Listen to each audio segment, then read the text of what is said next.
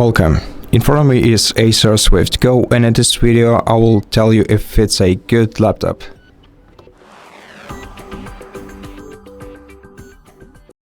So generally speaking about the series, the ACER Swift Go series is widely regarded as a very good one, especially for budget-conscious users and anyone prioritizing portability, display quality, and general overall performance.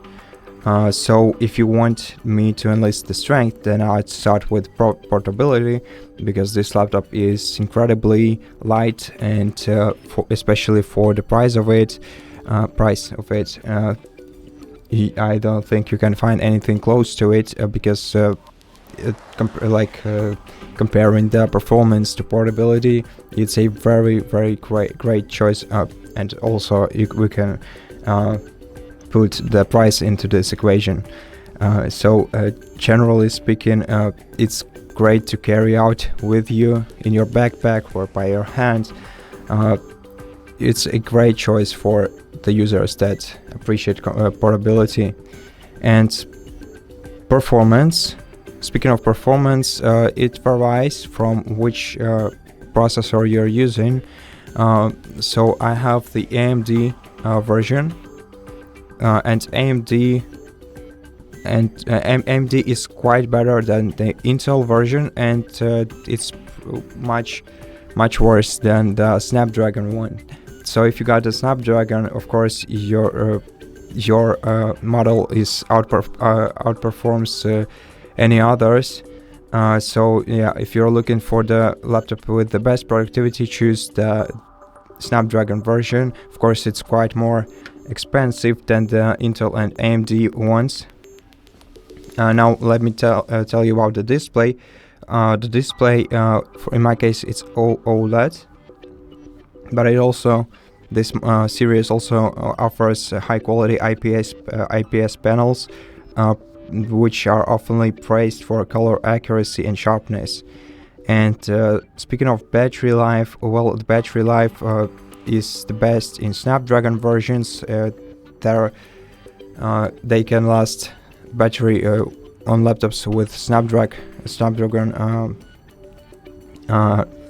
processors can last for as long as 17 to 23 hours. The AMD is about 7 to 12 hours of average usage, and the Intel is still decent with 5 to 11 hours of usage. Now speaking of features, these laptops have a good SSD storage, a pretty good webcams, and support for the latest Wi-Fi standards.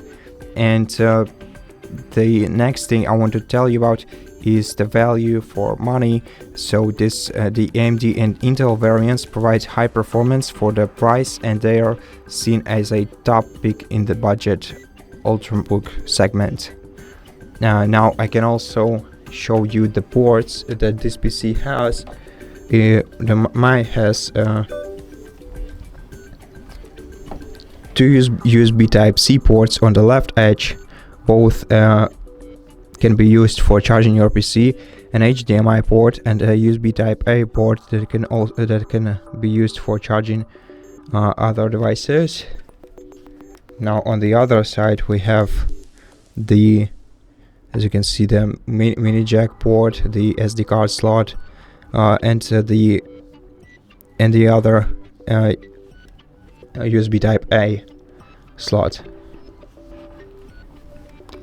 Now, talking about weaknesses. The first weakness I want to mention is the speakers, as the speakers provide mediocre sound quality, and this laptop generally is not recommended as your primary media device. So you gotta buy a separate speaker for this laptop if you want to use it for playing media, which is quite inconvenient if you want to watch movies on it.